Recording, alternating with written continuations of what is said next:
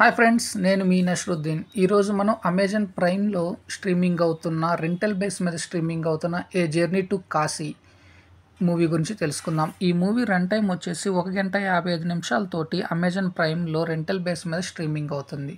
So సింపుల్గా ఈ journey to Kashi story lines వచ్చేసి ఒక 2 స్టోరీ లైన్లు తీసుకొని రెండింటిని ప్యారలల్గా నడిపిస్తూ చూపించాడు డైరెక్టర్. ఫస్ట్ వన్ వచ్చేసి తన తల్లి కోరిక మేరకు కాశీకి వెళ్ళి కాశీలో ఏం చనిపోయిన వారికి చేసే కార్యక్రమాలు చేయాలి అనే పాయింట్ మీద ఒక స్టోరీ లైన్ బేస్ చేసుకొని నడిపించాడు. అట్లనే సెకండ్ లైన్ వచ్చేసి స్పిరిట్ వాల్యూస్ అట్లనే ఆధ్యాత్మికంగా ఏం జరుగుతుంది అనే దాని మీద ఒక ఫారినరు ఒక థియరీ పాయింట్ ఆఫ్ వ్యూలో ఒక డాక్యుమెంటరీ తీయటం కోసము ఇండియాకు వచ్చి ఆ ప్రాసెస్లో ఒక వ్యభిచారిని కాపాడే సీన్స్ని యాడ్ చేసి చూపించిన స్టోరీ లైన్ని రెండింటిని మిక్సప్ చేసి చూపించాడు డైరెక్టర్. టైటిల్కి తగ్గట్టే ఏ జర్నీ టు కాశీ ఒక తల్లి కోరిక మేరకు కాశీ వెళ్తున్న ఒక ప్యాసింజర్, అట్లానే స్పిరిచువాలిటీ మీద ఒక డాక్యుమెంటరీ తీయడం కోసం ఇండియాకు వచ్చిన ఒక ఫారినరు, ఆ రెండింటిని మధ్య ఒక వేస క్యారెక్టర్ అనేది క్రియేట్ చేసి ఆ మూడితోటి మిక్సప్ చేస్తూ చూపించిన విధానం చాలా బాగా ఆకట్టుకుంటుంది.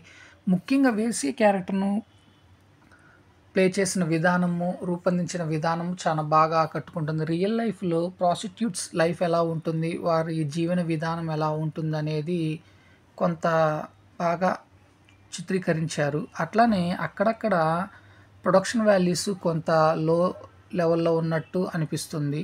ఇకపోతే ఈ ఏ జర్నీ టు కాశీ వచ్చేసి ఫస్ట్ హాఫ్ అంతా కొంచెం ఎంగేజ్ చేసినప్పటికీ సెకండ్ హాఫ్ మొత్తం స్పిరిచువాలిటీ మీద ఆ కాశీ లొకేషన్స్లో కొంత మేర ఆకట్టుకున్నప్పటికీ చివరిలో ఏం జరుగుతుంది అనేది ముందుగానే తెలియటము కొంత డ్రాబ్యాక్ అనిపిస్తుంది. ముఖ్యంగా ఆ స్పిరిచువాలిటీ మీద ఫారినరు డాక్యుమెంటరీ తీయటం కోసం ఒక స్వామీజీని, ఒక అఘోరాని కలవటము, ఆ అఘోరాకి ఆ ఫారినర్కి మధ్య జరిగే కొన్ని సంభాషణలు బాగా ముఖ్యంగా ప్రతి ప్రేక్షకుడికి ఆకట్టుకుంటాయి.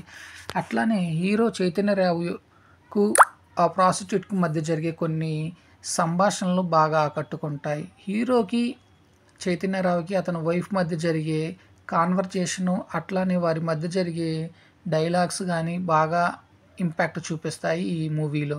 ఇకపోతే ఏ జర్నీ టు కాశీ ఈ మూవీ వచ్చేసి ముఖ్యంగా స్పిరిచువాలిటీ మీద, అట్లానే ఆధ్యాత్మికంగా మీద ఎవరి నమ్మకం ఎలా ఉంటుంది అనే దాని మీద బేస్ చేసుకొని బాగా రూపొందించారు.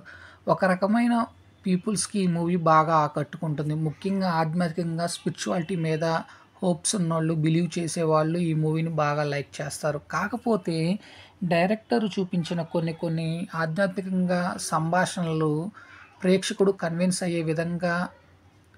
అయ్యే విధంగా చిత్రీకరించలేకపోవటము కొంత డ్రాబ్యాక్ అని చెప్పాలి. అలానే ఇకపోతే ఈ సినిమాకి బీజిఎం కానీ టెక్నికల్ ఆస్పెక్ట్లో చూసుకున్నట్లయితే విజువల్స్ కానీ బాగానే ఆకట్టుకున్నాయి. ఇక ఈ సినిమాకు వచ్చే మాటలు, డబ్బింగు కొంతమేర బాగానే ఉందని చెప్పాలి. ఇకపోతే ఇందులో ప్లే చేసిన ప్రతి ఒక్కరి క్యారెక్టర్ యాక్టింగ్ కొంతమేర మెప్పిస్తుందని చెప్పాలి.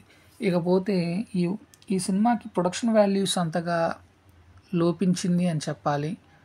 అలానే ఏ జర్నీ టు కాశీ ఈ మూవీ ఒక స్పిరిచువాలిటీ, ఆధ్యాత్మికంగా చిత్రీకరించడం విశేషం. ఓవరాల్గా అయితే ఈ movie one time watchable. So friends, నేను ఇచ్చిన రివ్యూ అనేది మీకు నచ్చినట్లయితే నా ఛానల్ సబ్స్క్రైబ్ చేసుకొని, నా ఛానల్ పేరు వచ్చేసి TSM Blog. Thank you. నేను మీ నష్రుద్దీన్.